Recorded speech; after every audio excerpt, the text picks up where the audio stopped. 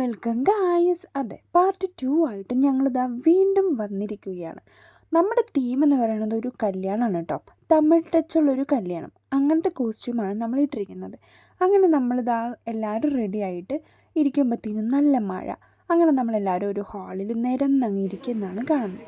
അത് കഴിഞ്ഞപ്പോൾ താഴെ നല്ല ഷൂട്ടിങ്ങിൻ്റെ തിരക്കുമായിരുന്നു കേട്ടോ.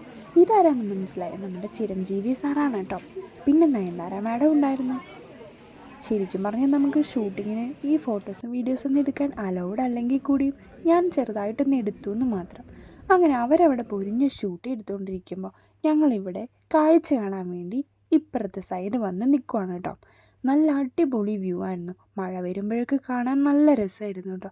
ദൂരെ ദൂരെ നോക്കുമ്പോൾ കുറേ തോണിയിൽ ആളുകളിങ്ങനെ മീനൊക്കെ പിടിക്കാൻ പോകുന്നതൊക്കെ കാണുന്നുണ്ട് കേട്ടോ. പിന്നെ ബോട്ട് പോകുന്നുണ്ട്. അങ്ങനെ നല്ല വ്യൂ ആയിരുന്നു. അതൊക്കെ കഴിഞ്ഞ് ഷൂട്ടിങ് ബേക്കപ്പായി. അവർ തന്നെ നമുക്ക് വണ്ടിയൊക്കെ പ്രൊവൈഡ് ചെയ്ത് തരും കേട്ടോ. ഇനി നമ്മൾ നേരെ വീട്ടിലോട്ടാണ് പോകുന്നത്. അതെ, വരുമ്പോൾ ബസ്സിൽ വന്ന് നമ്മൾ പോകുമ്പോൾ ട്രെയിനിലാണ് പോകുന്നത്. അങ്ങനെ ഞങ്ങൾ നമ്മളെ നേരെ റെയിൽവേ സ്റ്റേഷനിലേക്ക് കൊണ്ട് ഇറക്കി. അവിടെ എത്തി ഞങ്ങളിതാ ഒരു കടയിൽ കയറി ഫുഡ് കഴിച്ചു. ഹെവി ആയിട്ടൊന്നും കഴിക്കാൻ വയ്യാത്തതുകൊണ്ട് ലൈറ്റായിട്ട് ദോശയും പിന്നെ കുറുമ കറിയാണ് കഴിച്ചത്. അങ്ങനെ അതും കഴിച്ച് നേരെ റെയിൽവേ സ്റ്റേഷനിൽ പോയി ട്രെയിനും കാത്തിരുന്നു.